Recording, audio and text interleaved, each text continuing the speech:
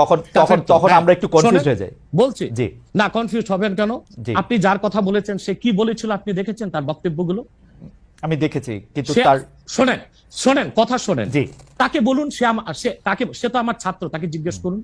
2007 সালে সে আমার থেকে সবক নিয়েছে দারুন রাজাত মাদ্রাসায়। আমি তার টিচার, আমি তার শিক্ষক, এবং তার শিক্ষকরাও আমাকে শিক্ষক মানে।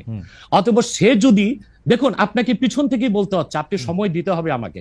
আপনি কিন্তু বসে আছেন একা, আমার কিন্তু কয়েক হাজার লোক বসে আছে আমার অপেক্ষায়, একটা শিডিউল প্রোগ্রাম আমি রেখে বসেছি আপনার এখানে।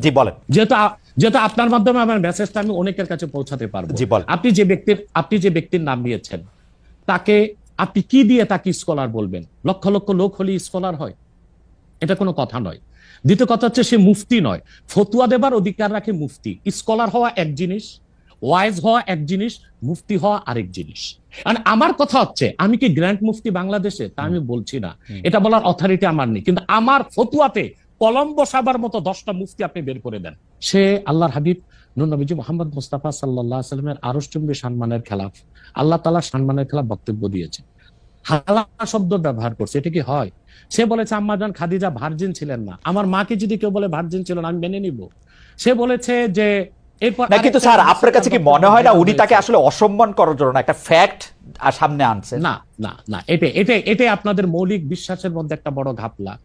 আমার সাথে আপনার কথা বলার যে শব্দচয়ন, সেটা কখনো আল্লাহ তার হাবিব সাল্লাল্লাহু আলাইহি ওয়াসাল্লামের শানে ওই শব্দচয়ন ব্যবহার হতে পারে না। ইসলামী আইন শাস্ত্র স্পষ্টে এসেছে যে, দেখুন আমি আপনাকে একটা হাদিস শোনাচ্ছি, একটা হাদিসে কুদসি। আল্লাহ তাআলা তার হাবিব, আপনি একটু, আপনার জন্য উপকার হবে, জনগণের জন্য উপকার হবে, একটা দলিলই যথেষ্ট। খন্দক যুদ্ধে আল্লাহর হাবিব সাল্লাল্লাহু আলাইহি ওয়াসাল্লামের আসর নামাজ কাজা হয়েছিল, আর উহুদ যুদ্ধে আল্লাহর হাবিব সাল্লাল্লাহু আলাইহি ওয়াসাল্লামের দাঁত শহীদ হয়েছিল। উহুদ যুদ্ধে আল্লাহ হাবিব সাল্লাল্লাহু আলাইহি ওয়াসাল্লামের দাঁত শহীদ হওয়ার পর আল্লাহ হাবিব সাল্লাল্লাহু আলাইহি ওয়াসাল্লাম কাফিরদেরকে বদদুয়া করেন নাই, কিন্তু খন্দক যুদ্ধে নামাজটা ছুটে যাওয়াতে এত কষ্ট পেয়েছেন আল্লাহর হাবিব, তিনি বদদুয়া করেছেন, আল্লাহুম্মা ইমলা বুতুনাহুম ওয়া কুবুরহুম নারা, আল্লাহ কাফিরদের কবরগুলো আর সিনাগুলো জাহান্নামের আগুন দিয়ে ভরপুর করে দাও, তাদের কারণে আসর নামাজটা পড়তে পারলাম না। মাগরিবের পর আল্লাহর হাবিব সাল্লাল্লাহু আলাইহি ওয়াসাল্লাম আসর কাজা করে মাগরিব পড়েছেন।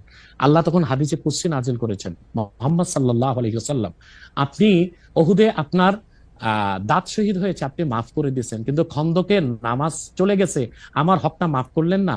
আল্লাহ সেদিন নিয়ম করে দিলেন, আল্লাহ বললেন যে আপনার উম্মতের মধ্যে কোনো ব্যক্তি যদি সারা জীবনও নামাজ না পড়ে, সে কাফের হবে না, গুনাহগার হবে, পানিশমেন্ট পাবে, কিন্তু ওয়ামান তাআনা শাআরাতাম মিন শাআরাতিকা ইয়াকফুর, কিন্তু আপনি মুহাম্মদ সাল্লাল্লাহু আলাইহি ওয়াসাল্লামের একটি চুল মোবারক নিয়ে যদি কেউ মন্তব্য করে, সে কাফের হয়ে যাবে। তার মানে হচ্ছে, আমার আপনার ক্ষেত্রে যে শব্দচয়ন চলে, সেটা আল্লাহ তার হাবিব সাল্লাল্লাহু আলাইহি ওয়াসাল্লামের আরশচুম্বী শানে চলে না। এখন ইচ্ছাই হোক